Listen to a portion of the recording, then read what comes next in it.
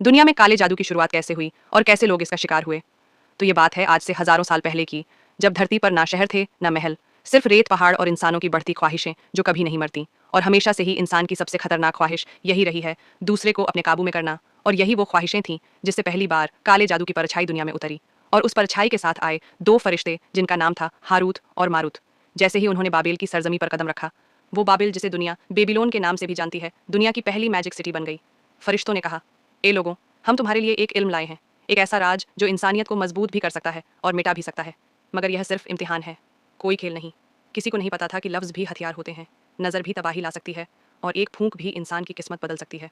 कुछ लोगों ने यह इल्म भलाई के लिए सीखा और कुछ लोग इसके ज़रिए धरती पर हुकूमत करना चाहते थे। धीरे धीरे लोग रात के अंधेरे में निकलने लगे, कब्रिस्तानों और उजड़े खंडहरों में गुप्त मंडल बनने लगे। कहीं लाल मोम जलती, कहीं उल्टे अक्षर लिखे जाते, कहीं खून टपकता, कहीं दीवारों पर अजीब आकृतियां उभरती। फरिश्तों ने फिर कहा, यह इल्म अल्लाह की आजमाइश है, तुम्हारा खेल नहीं। मगर इंसान अब अंधेरे का गुलाम बन चुका था। लोग दुआ भूलने लगे और ताबीज़ों में उम्मीदें ढूंढने लगे।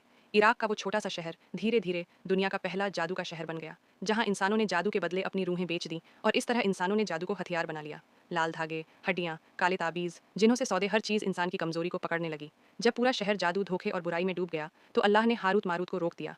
वो लोगों को नहीं सिखाते थे, मगर जो लोग सीख चुके थे उसे आगे फैलाते गए और यहीं से काला जादू पीढ़ियों में, किताबों में, ताबीज़ों में और सीक्रेट मंडलों में उतर गया। और फिर एक वक्त ऐसा आया जब लोग खुदा को भूलकर ताबीज़, नक्षत्र और अजीब निशानों पर यकीन करने लगे। अल्लाह ने बेबीलोन को मिटा दिया, मगर काला जादू आज तक नहीं मिटा, क्योंकि इंसान की लालच हर दौर में जिंदा रहती है। इसकी शुरुआत बेबीलोन से हुई थी, मगर इसका अंधेरा आज तक दुनिया में मौजूद है। और एक दिन जब दुनिया पर खत्मों की बाढ़ आएगी, तब यह अंधेरा अपनी आखिरी शक्ल लेगा, क्योंकि अल्लाह के सामने किसी का जादू नहीं चलता। इसका असर सिर्फ उसी पर होता है जो अपने दिल को कमज़ोर रखता है और ईमान की रोशनी से महरूम है। काला जादू ताकत नहीं, यह एक जंजीर है जिसमें इंसान खुद को बांधता है। और याद रखो, अल्लाह के सामने ना किसी ताबीज़ की औकात है, ना किसी जादू की। बेशक मेरा रब हर चीज़ पर कादिर